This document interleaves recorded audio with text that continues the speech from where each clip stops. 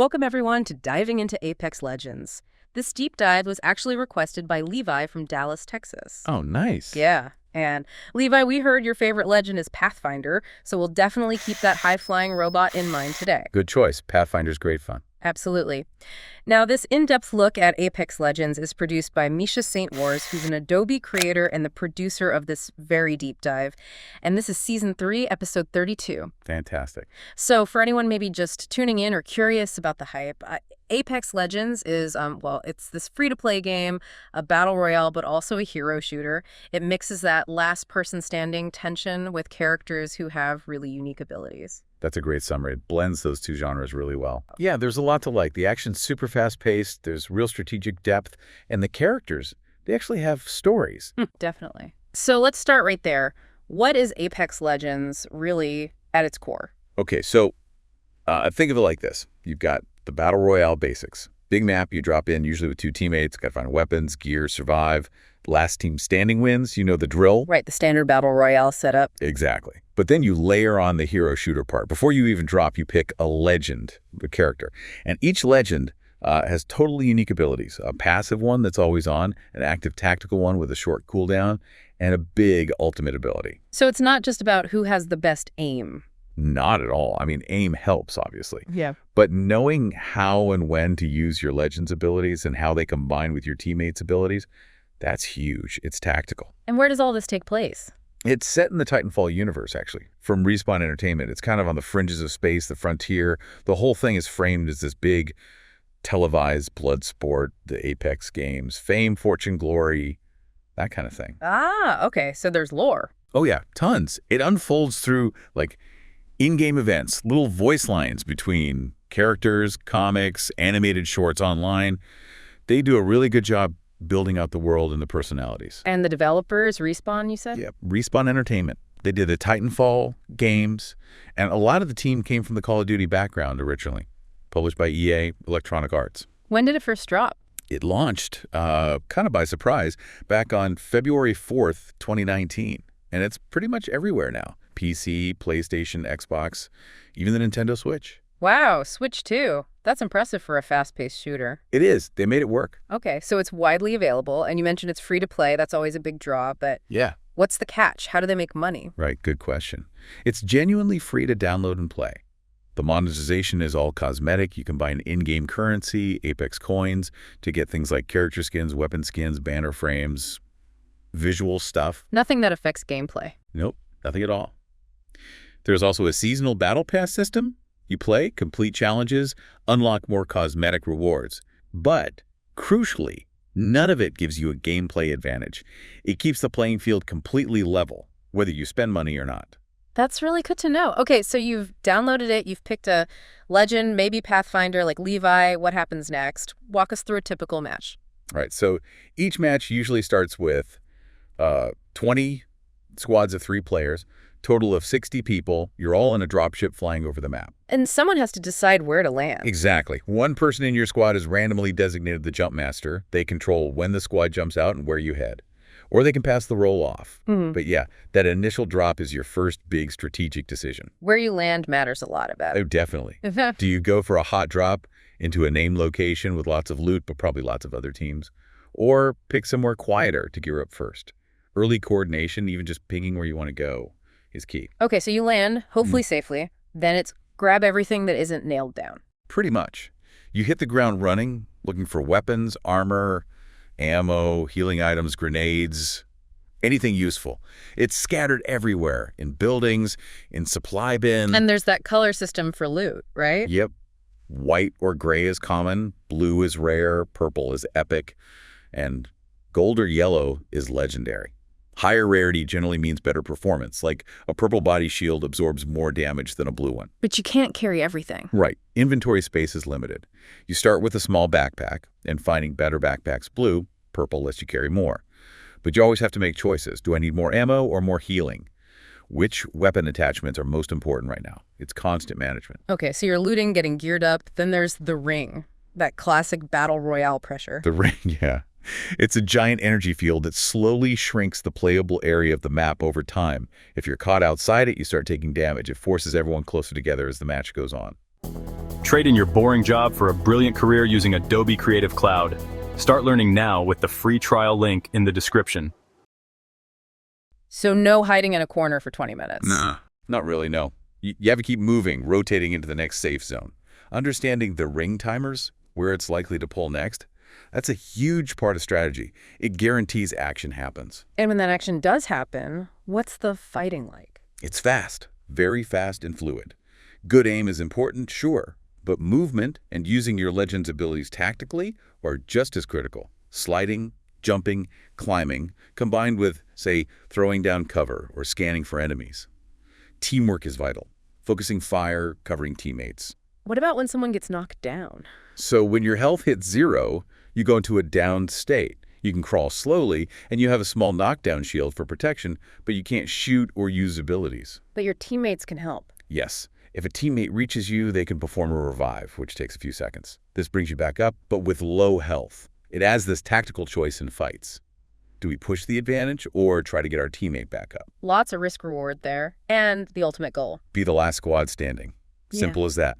Outlast everyone else. Okay, that covers the basic flow. But you mentioned the legends are key. That's what really sets Apex apart, right? And something Levi, with Pathfinder, clearly enjoys. Absolutely. The legends are the heart and soul of the game, I'd say. Each one has a unique design, a voice, a backstory, and critically, those 3 unique abilities: passive, tactical, and ultimate. And they really change how you play. Completely. Picking a legend defines your potential role and your playstyle. Are you aggressive, defensive, supportive, a scout? There's a legend for almost every preference. And learning how different legends synergize, how their abilities complement each other on a team, that's where the deeper strategy lies. Are they grouped in any way to help understand their roles? Yeah, they are. There are 5 classes now. Assault legends like Bangalore or Fuse are good at starting fights and have perks related to ammo or opening special supply bins. Skirmishers, it's Pathfinder, Wraith, Octane. They're all about mobility, flanking, getting in and out quickly. Levi's favorite category, though. Exactly. Then you have Recon Legends Bloodhound, Seer focused on gathering intel, finding enemies. Controller legends like Caustic or Watson are about locking down areas, setting traps, controlling space. And finally, support legends Lifeline, Gibraltar keep the team alive with healing, shields, or better loot access. That makes sense. Could you maybe give an example, say, a Recon Legend's abilities? Sure, let's take Bloodhound. Their passive, Tracker, lets them see tracks left by enemies' footprints, use doors, even where someone died and how long ago. Super useful for hunting teams down. So you can tell if someone's nearby recently. Exactly. Their tactical is Eye of the All-Father. It sends out this sonar pulse in front of them, briefly highlighting any enemies, traps, or clues through walls. It's a quick info burst. Reveal hidden enemies. Nice. And the ultimate. Beast of the Hunt. When activated, Bloodhound moves much faster. Their vision turns black and white.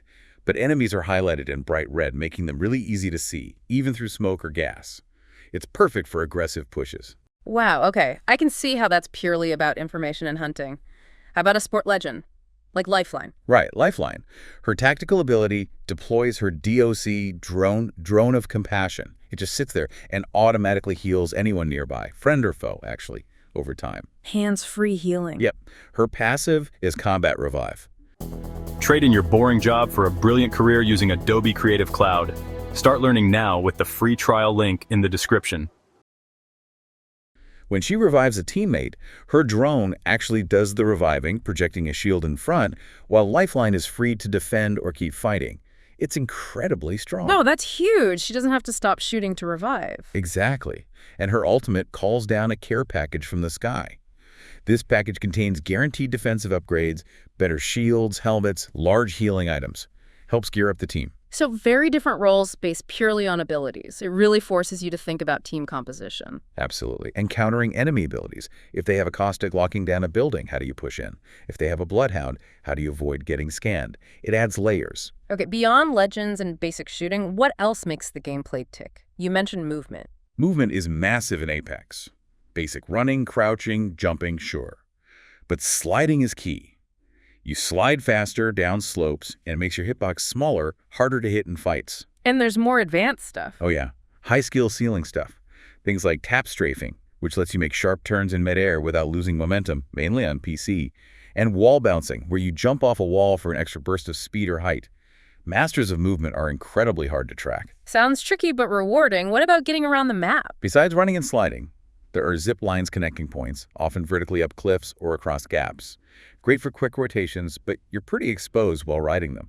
Some legends, like Pathfinder, can even create their own zip lines. Ah, more Pathfinder utility. Okay, and weapons, beyond just fighting them. There's a wide variety. Assault rifles, SMGs, LMGs, shotguns, snipers, pistols. Each fills a niche. Close range, long range, etc. And you can find attachments for them. Like scopes and things. Exactly. Scopes for different zoom levels, extended magazines for more ammo capacity, barrel stabilizers to reduce recoil, stocks for better handling. Attachments also have rarities white, blue, purple, gold, improving the weapon's stats. Mastering recoil patterns for different guns, especially with attachments, is crucial. Now, something Apex gets a lot of praise for is communication, even without a mic. The ping system. The ping system is honestly revolutionary. It's brilliant. With a single button press, you can ping almost anything contextually. Ping an enemy, it marks their last known location. Ping a weapon, it tells your team what it is. Ping a spot, it suggests moving there. So you can communicate complex ideas quickly. Incredibly well. There's Big Wheel, too, for more specific requests like, I need ammo or defending here. It allows for really effective teamwork, even with random players who aren't using voice chat. For someone like Pathfinder, pinging where you're putting your next zip line is vital. That sounds incredibly useful. Okay, but what if things go wrong? Teammate gets fully eliminated, not just downed. Is that it for them? Not necessarily. That's where the respawn mechanic comes in. When a player is fully killed, they drop a death box with all their loot and also their banner card. Their banner? Yeah, it's like their dog tag. A teammate has 90 seconds to pick up that banner card from the death box. If they grab it, they can take it to a respawn beacon, these fixed locations on the map. Then bring them back. Exactly. Activate the beacon, and after a short delay, your teammate drops back into the game from a dropship, but with no weapons or gear. They get a fresh start. Each beacon can only be used once per team per match, though. Adds a real chance for comebacks. Definitely. And there are also mobile respawn beacons you can find as loot. These let you deploy a temporary beacon almost anywhere, giving you more flexibility to bring people back safely. Keeps the team in the fight. Okay, so all this happens across different maps, you said? That's right. The Apex games aren't just in one location. There are multiple large, distinct maps, and they rotate in and out of the playlist for both casual and ranked modes. So you need to learn them all. Can you give us a quick tour of some? What makes them different? Sure. Kings Canyon was the OG map. It's maybe a bit smaller, lots of choke points, canyons, famous spots like the old Skull Town, now called Relic. Very CQC heavy in places. Okay, classic. World's Edge has more variety. Big lava fissures, ice areas, large cityscapes like Fragment East and West, even a moving train you could fight on. More mid-range fights, maybe? A train. Cool. Olympus is this beautiful, bright, futuristic city floating in the sky. Lots of open spaces, clean sight lines, and it introduced the Trident vehicles. Hover cars, the whole squad can ride for fast rotations. Floating city. Got it. Storm Point is the biggest map. Tropical island vibe. Lots of wide open terrain, huge elevation changes, gravity cannons to launch you across distances, and even AI wildlife nests you can clear for loot, but they fight back. Wildlife, too. That's another layer. Yeah. And Broken Moon, the newest one, is on, well, a fractured moon. It has a unique zip rail system connecting major areas, kind of like a fixed monorail network for quick, predictable rotations. Each map really dictates different strategies, landing spots, rotation paths. Knowing the map is vital. Sounds like learning the environment is as important as learning the legends. Now, we talked about loot rarity, but can you break down the system a bit more? What are players hunting for? Right. So beyond weapons and attachments, you've got armor. Body fields give you extra health, effectively. They come in white, blue, purple, gold. Helmets reduce headshot damage, same colors. And the gold ones have special perks. Yes. Legendary gold gear often has unique benefits. A gold helmet reduces your tactical and ultimate ability cooldown times. A gold body shield lets you get shields back faster when using smaller shield cells or syringes. A gold backpack lets you carry extra healing items per slot. And a gold knockdown field lets you self-revive once. Self-revive, that's clutch. Can be, yeah. Then there's healing. Syringes for small health, med kits for full health, shield cells for small shield restore, shield batteries for full shield restore. And the Phoenix kit, the best one, fully restores both health and shields, but takes a long time to use. Lots to manage. Definitely. Wow. Plus grenades, frag, thermite, arc star. And utility items like ultimate accelerants to speed up your ult charge, heat shields to survive outside the ring temporarily, Yeah. and those mobile respawn beacons. And Evo shields. Oh, yeah, Evo shields. Right, most body shields you find are Evo shields now. They start at a certain level, like white or blue, but as you deal damage to enemies, they level up blue, purple, eventually red, which is the highest protection level, even better than gold. Rewards playing aggressively. Interesting. So fighting makes you tankier, and backpacks just let you carry more of all this. Yep. White, blue, purple backpacks increase your inventory slots, letting you hoard more ammo, heals, grenades. Inventory management is a constant balancing act. Okay, that covers the main Battle Royale mode pretty well, but Apex isn't just Battle Royale, is it? No, not anymore. They've added several permanent alternative modes over time, which is great for variety or just warming up. Like what? Well, there's Team Deathmatch or TDM. Pretty standard 6v6. First team to a certain number of kills wins. You choose your loadout, respawn quickly after dying. Great for practicing gunplay and abilities without the pressure of BR. Just pure fighting. Pretty much. Yeah. Then there's Control. That's larger scale, 9v9. Teams fight to capture and hold 3 objective zones on a section of one of the BR maps. You get points over time for zones held. Also has loadouts and respawns. Focuses more on objective play and area denial. Okay, different objectives there. And you mentioned limited time modes earlier, LTMs. Yeah, LTMs pop up frequently, usually tied to events. They offer unique twists on the rules. Could be something like Armed and Dangerous, where you only find shotguns and snipers. Or Always Be Closing, where the ring never stops shrinking. Have things fresh. Exactly. They might have special challenges, unique rewards. They're often a bit more chaotic and fun, a break from the intensity of ranked BR sometimes. They experiment a lot with LTMs. It really sounds like there's a ton of depth and variety there. So, bringing this all together, as we wrap up our deep dive, what's the final word on Apex Legends? Why has it stuck around and stayed so popular? I think it's that blend, really. The core Battle Royale tension is there, but the Legends add so much strategic depth and personality. The movement feels fantastic, fluid and skillful. The gunplay is solid. The ping system makes teamwork accessible. And it keeps evolving. Constantly. New Legends, new weapons, map updates, new modes, the ongoing story. Respawn keeps adding content and refining the experience. Plus, that free-to-play entry point means anyone can jump in. It just hits a sweet spot of being accessible but having a really high skill ceiling, rewarding both individual skill and teamwork. Some brilliant insights there. Absolutely. Thanks for joining us for this deep dive. It's been a pleasure. We'll see you next time. See you later. And that's a wrap on this deep dive. I'm Misha, and let me send out a huge thank you for listening. If you want more content on gaming, education, or other fun stuff, head over and find me on YouTube. Link is in the show notes. Thanks again for tuning in, and I'll catch you on the next deep dive.